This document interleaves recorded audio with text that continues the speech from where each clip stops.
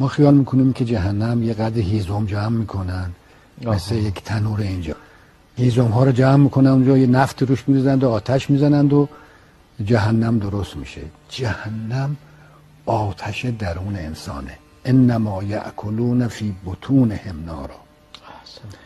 آتش حسده، آتش کبره، آتش نخوته، آتش ظلمه، آتش فساده، آتش نفاقه، آتش ریاست.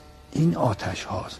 آتشی چوب نیست که نفروش بزنند آتش بزنند، آتش های درون آدمی است. و این درون پست آدمی که گرفتار ظلم و ستم به مردم و به خودش و حسودی و چشم تنگی و این رذالت هایی که انسان گرفتاره، که در همین عالم هم انسان داره عذابشو میکشه. کسی که گرفتار حسده در همین عالم هم داره عذاب میکشه، گرفتار عذاب همین حسد خودش هست، در درونش پر از عذابه. این عذاب در قیامت ظاهر میشه.